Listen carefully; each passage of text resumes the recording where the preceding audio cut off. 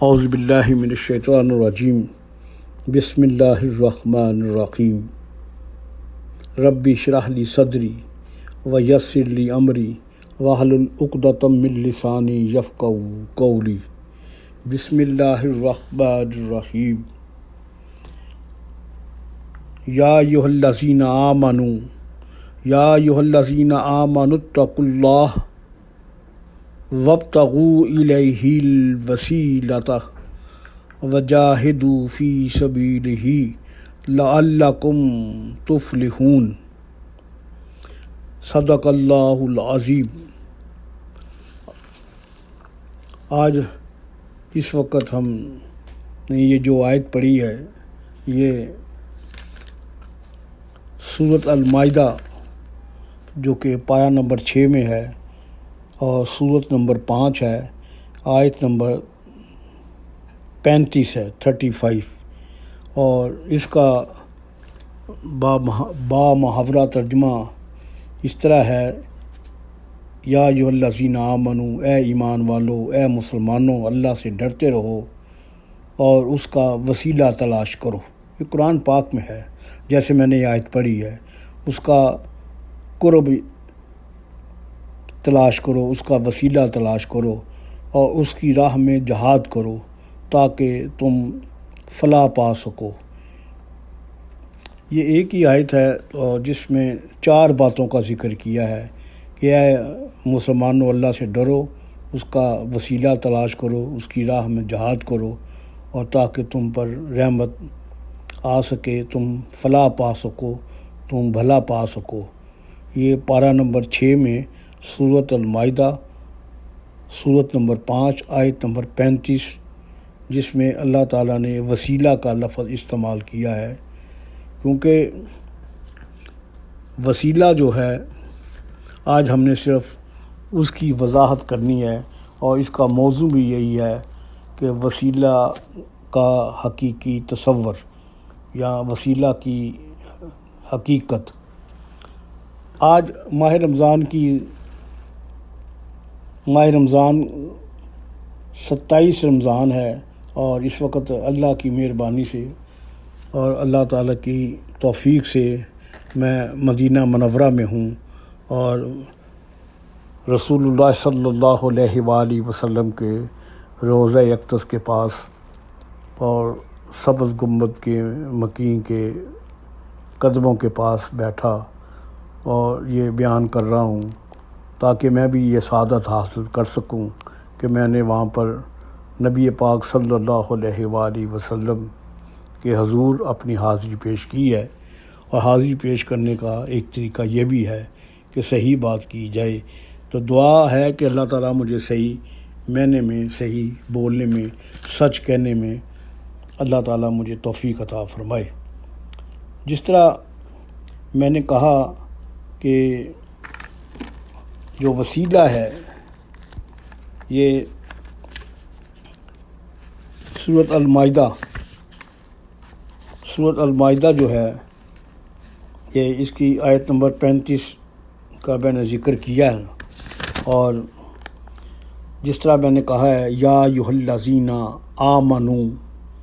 اتقوا اللہ، اے ایمان والو، اللہ سے ڈرتے رہو، وابتغوا، تلاش کرو، الیہ الوسیلہ، اور وسیلہ تلاش کرو، الیہ الوسیلۃ وجاہدوا، اور جہاد کرو، فی سبیل اللہ، اللہ کے راستے میں،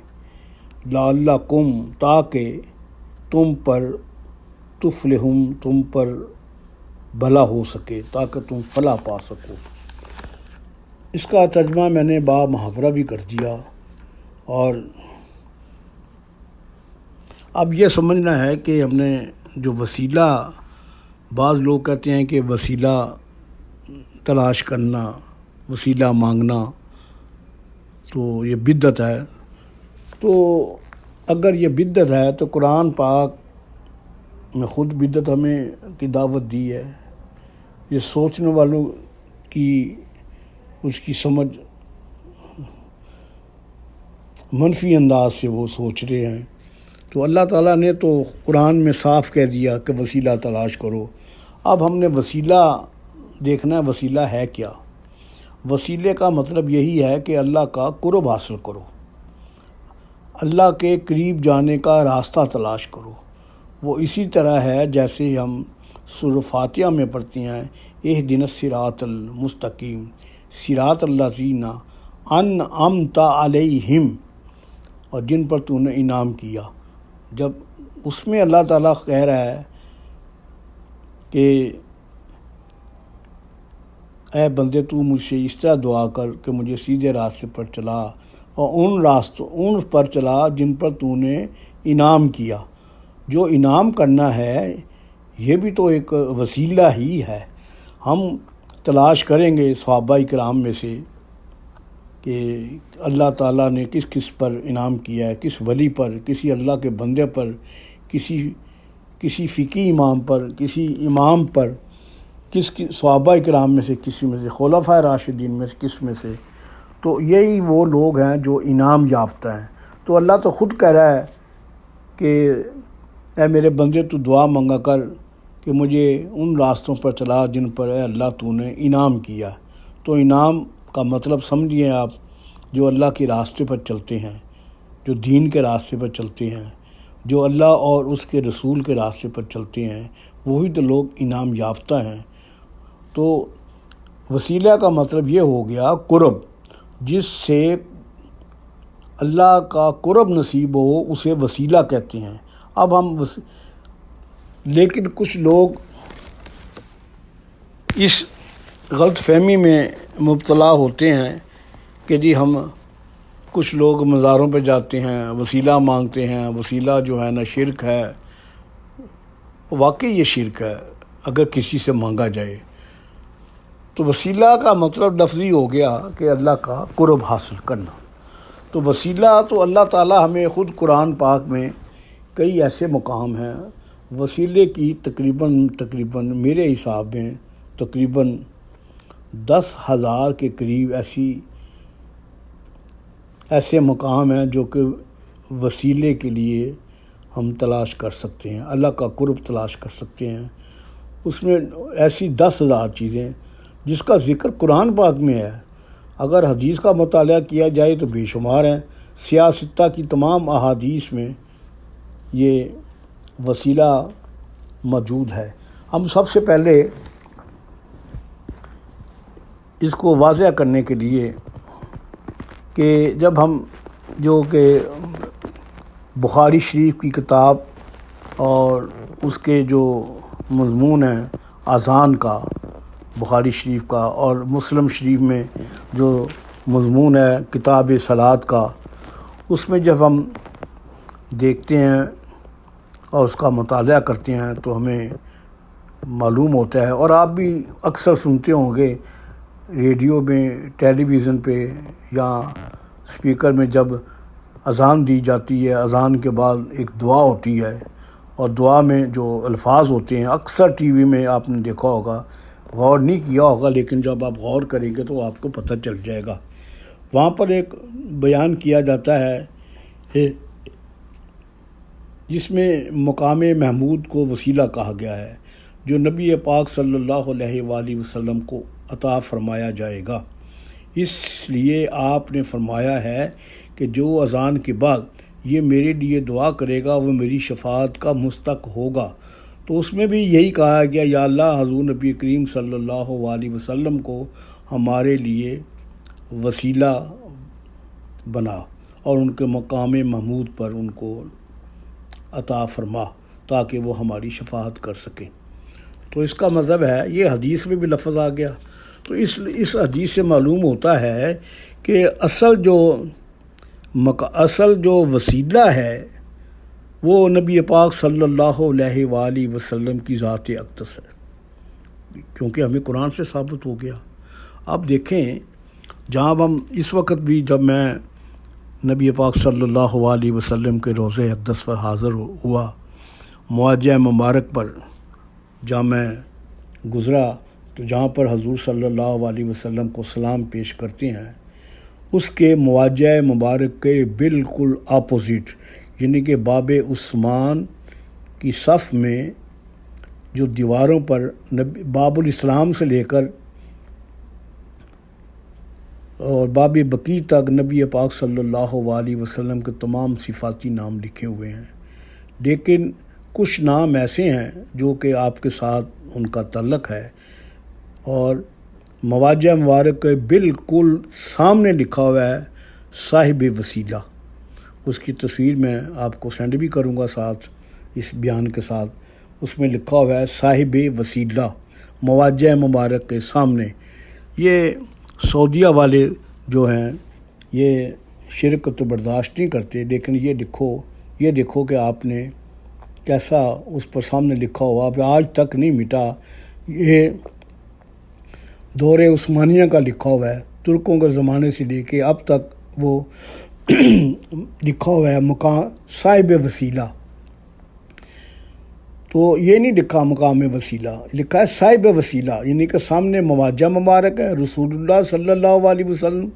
اور سامنے لکھا ہوا ہے صاحب وسیلہ۔ تو حضور صلی اللہ علیہ وسلم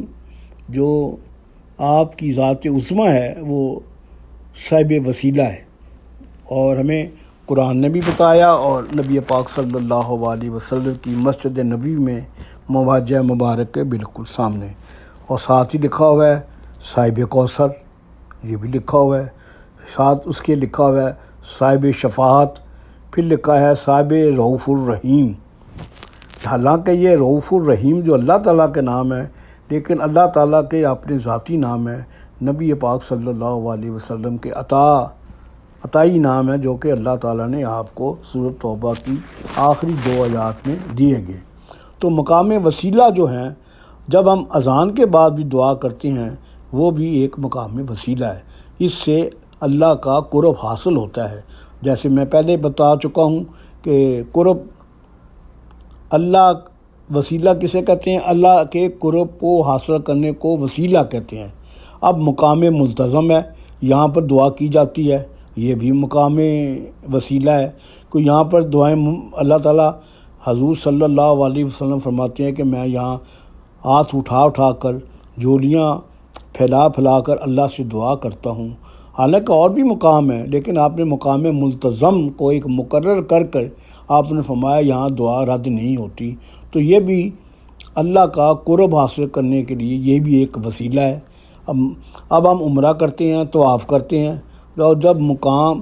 طواف کرتے ہیں، عمرہ کرتے ہیں، قرآن پاک میں ہے کہ تم جب طواف کر لو، عمرے کا طواف کر لو یا خالی طواف کرو،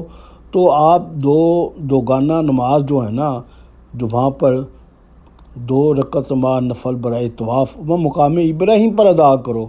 یہ نہیں کہا کہ آپ ادھر کریں، نہیں، آپ مقام ابراہیم پر، حالانکہ مقام ابراہیم پر تو حضور نے حضرت ابراہیم علیہ السلام کی جوتیوں کے صرف پاؤں کے نشان پڑے ہیں۔ جہاں آپ کے پیاروں کے پاؤں کی جگہ پر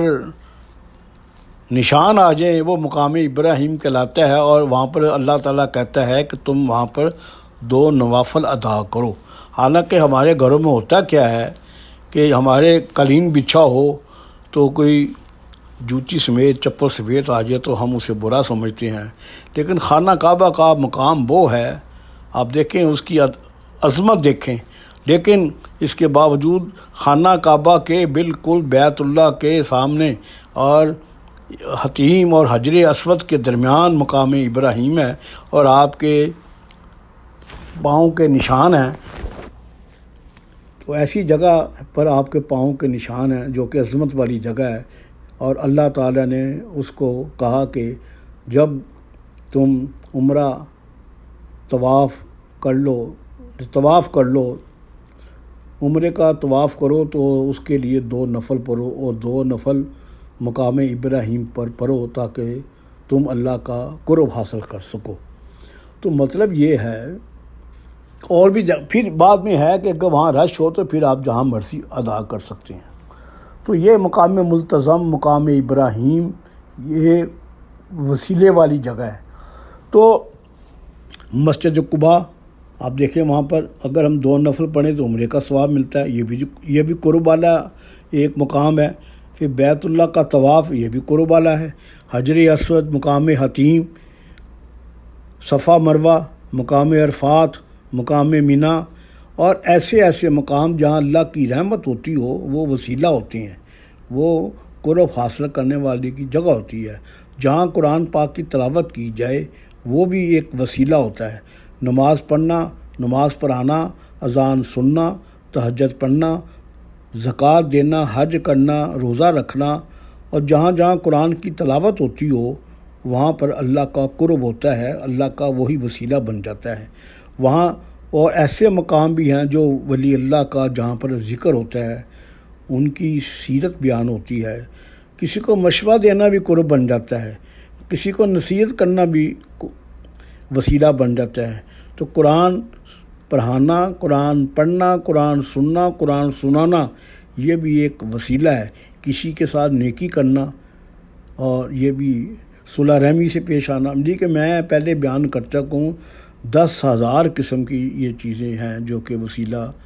اور اللہ کے قرب ہمیں کر دیتی ہیں۔ تو ساری گفتگو سے ہمیں یہ معلوم ہوا کہ وسیلہ صرف تلاش کرنا چاہیے، لیکن تلاش کرنے کے بعد مانگنا اللہ ہی سے چاہیے، یہ بات ضروری ہے۔ یہ نہیں ہے کہ ہم جس مقام پر گئے ہیں، مقام ابراہیم پر گئے ہیں تو ابراہیم سے مانگنا شروع کر دیں، نہیں، مقام ملتزم سے گئے ہیں اور ملتزم سے مانگنا شروع کر دیں، اگر حتیم میں گئے ہیں، یہ نہیں ہے۔ تو جہاں بھی ہم حجر اسود میں گئے ہیں، حجر اسود سے نہیں مانگنا، مانگنا اللہ سے ہے، لیکن کیونکہ وہاں پر اللہ کا قرب ہے، اللہ کا قرب حاصل ہوتا ہے، اور جب اللہ کا قرب حاصل ہو جائے تو مانگنا اللہ سے ہی چاہیے۔ تو بات تو یہ میں قدا کے ملا، یہ بدھ قدا کے پجاری تجھے جو ساتھ رکھتے تو کچھ اور بات ہوتی۔ تو مانگنا مراد یہ ہے کہ اللہ سے ہی کرنا چاہیے۔ تو لیکن کچھ لوگ اس غلط فہمی میں رہتے ہیں کہ وسیلہ جو ہے نا وہ شرک ہے۔ تو اگر ہم کسی مزار پہ گئے ہیں، کسی بزرگ کے مزار پہ گئے ہیں اور وہاں پر ہم نے دعائے فاتحہ مانگی ہے ایصال ثواب کے لیے، مسجد میں گئے ہیں، تو کسی بزرگ کے مزار پہ بھی گئے ہیں، اگر ہم کسی اولیاء اللہ کے مزار پہ گئے ہیں، شیخ عبدالقادر جیلانی اور علی بن عثمان علی حجویری یا ایسے ہی دیگر بزرگان دین کے مزار پہ گئے ہیں، وہاں ہر وقت قرآن پاک کی تلاوت ہوتی ہے، نماز ہوتی ہے، وہ ذکر اذکار ہوتا ہے، تو اس سے بھی ہمیں اللہ کا قرب حاصل ہوتا ہے۔ یہ قرب حاصل کرنے کے بعد مانگنا ہم نے اللہ سے ہی ہے، صاحب مزار سے نہیں مانگنا، صاحب مقام سے نہیں مانگنا، یہ بات ضروری رکھنی چاہیے۔ اور میں اس کی پوری آپ کو ایک وضاحت کے ساتھ میں نے کوشش کی ہے کہ آسان لفظوں میں یہ وسیلہ کا مطلب سمجھ آئے۔ اور جیسے میں نے اذان کے بعد کے اللہم ربا حاضر الدعوی تامہ والصلاۃ القائمہ آت محمد الوسیلۃ والفضیلۃ وابعثہ مقاما محمد الذی وعدہ، یہ حدیث ہے بخاری کی، مسلم کی، سیاستہ کی تمام حدیث میں یہ اذان کے بعد کی دعا ہے، اس میں بھی وسیلے کا لفظ استعمال ہوا ہے کہ نبی پاک سے۔ اور سب سے بڑی بات میں نے جو کی ہے، ایک تو میں نے قرآن کا حوالہ دیا، اور قرآن مجید کا سورۃ المائدہ پارہ نمبر 6 اور آیت نمبر 35، یا ایھا الذین آمنوا اتقوا اللہ وابتغوا الیہ الوسیلۃ وجاہدوا فی سبیلہ لعلکم تفلحون، یہ قرآن پاک کی آیت ہے، اور اس کے ساتھ میں نے حدیث کی بھی بیان کی ہے۔ تو اللہ کا یہ قرب جو وسیلے کے معنی میں شامل ہوتا ہے، تو وسیلہ قرب حاصل کرنے کا ایک طریقہ ہے، اور طریقے مختلف ہیں۔ مانگنا صرف اللہ کی ذات کے ساتھ ہے۔ اس کی میں نے وضاحت اس لیے میں سمجھتا ہوں کہ اللہ تعالیٰ نے خاص مہربانی کی ہے کہ میرے دل میں یہ بات آئی جب میں نے باب اسلام سے گزرا، اور سب سے پہلے وہاں باب الاسلام کے پہلے ہی دروازے کے درمیان میں اوپر سب سے لکھا تھا یا رحمان، اس کے بعد لکھا یا رسول اللہ صلی اللہ علیہ وسلم۔ اس کے بعد ہم داخل ہوئے۔ داخل ہوتے ہی میں نے نبی پاک صلی اللہ علیہ وآلہ وسلم کے سارے نام میں نے جب غور سے دیکھے، تو جب میں مواجہ مبارک کے ساتھ پہنچا تو وہاں حضور صلی اللہ علیہ وآلہ وسلم کو سلام پیش کیا، ابو بکر صدیق کو سلام، خلیفہ اول اور اس کے بعد عمر بن خطاب خلیفہ دوم کو سلام پیش کیا اس کے، لیکن نبی پاک صلی اللہ علیہ وسلم کے مواجہ مبارک کے سامنے صاحب وسیلہ لکھا ہوا تھا، صاحب شفاعت لکھا ہوا تھا، صاحب کوثر لکھا ہوا تھا، تو اور صاحب رؤوف الرحیم لکھا ہوا تھا۔ صاحب کا مطلب ہوتا ہے کہ صاحب میں نے ہوتا ہے دراصل لفظی مطلب ہوتا ہے یہ مالک ہے، تو مالک اللہ نے بنائے ہوئے ہیں، اپنے عطا ہیں، اللہ نے عطا کر دیا۔ میں تو مالک ہی کہوں گا کہ تم ہو مالک کے حبیب، میں تو مالک ہی کہوں گا کہ تم ہو مالک کے حبیب، یعنی محبوب اور محب میں نہیں ہے میرا تیرا،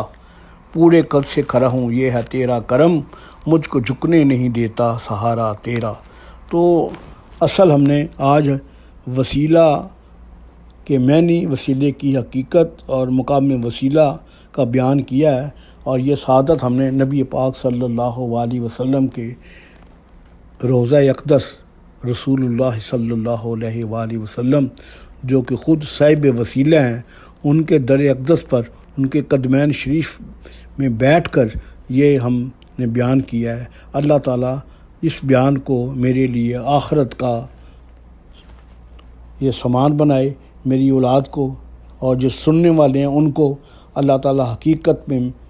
سمجھنے کی توفیق عطا فرمائے۔ اللہ تعالیٰ نبی پاک صلی اللہ جو بھی سن رہے ہیں ان کا سلام حضور صلی اللہ علیہ وآلہ وسلم کی بارگاہ اقدس میں پیش کیا، اور سب کے لیے دعا ہے، اور جتنے بھی سن رہے ہیں ان کے لیے جو سنے گا اس کا سلام حضور صلی اللہ علیہ وآلہ وسلم کی ذات اقدس تک پہنچ جائے گا۔ میں نے بالکل مختصر سا بیان کیا تاکہ لمبا بیان کچھ لوگ سنتے بھی نہیں ہیں، اور میں نے اگر ہو سکا تو اس کا دوسرا حصہ بعد میں بیان کیا جائے گا، لیکن جو ہو سکا وہ میں نے بیان کر دیا۔ اللہ تعالیٰ ہمیں نبی پاک صلی اللہ علیہ وسلم کو صاحب وسیلہ سمجھنے کی توفیق عطا فرمائے، جو بیان کیا ہے اس پر عمل کرنے کی توفیق عطا فرمائے۔ رب اغفر ورحم وانت خیر الراحمین، رب اغفر ورحم وانت خیر الراحمین، ربنا آتنا فی الدنیا حسنۃ وفی الآخرۃ حسنۃ وقنا عذاب النار وادخلنا الجنۃ مع الابرار، یا عزیز یا غفار یا رب العالمین۔ اللہ کریم ہم سب پر مہربانی فرما، اللہ کریم تو رحم فرما، کرم فرما، تو نبی پاک صلی اللہ علیہ وسلم کی ہمارے لیے قبر میں، آخرت میں یا اللہ ہمارے لیے ان کو وسیلہ بنا، اور تاکہ یہ ہماری شفاعت کر سکے اور ہم پر مہربانی کرے، ہمارے بچوں پر اللہ کریم نبی پاک صلی اللہ علیہ وآلہ وسلم کی تفعیل کر کے لا یکلف اللہ نفسا الا وسعها لها ما کسبت وعلیہا ما اکتسبت، ربنا لا تؤاخذنا، ربنا لا تؤاخذنا، ربنا لا تؤاخذنا ان نسینا ان نسینا ان نسینا او اخطانا او اخطانا او اخطانا، ربنا ولا تحمل علینا، ربنا ولا تحمل علینا، ربنا ولا تحمل علینا اصرا کما حملتہ علی الذین من قبلنا، ربنا ولا تحملنا، ربنا ولا تحملنا، ربنا ولا تحملنا ما لا طاقت لنا به فاعف عنا، یا اللہ فاعف عنا، میرے اللہ فاعف عنا، فاعف عنا واغفر لنا، یا اللہ واغفر لنا، واغفر لنا، واغفر لنا وارحمنا، اللہ وارحمنا، یا اللہ وارحمنا، انت مولانا فانصرنا علی القوم الکافرین۔ صدق اللہ العظیم۔ السلام علیکم۔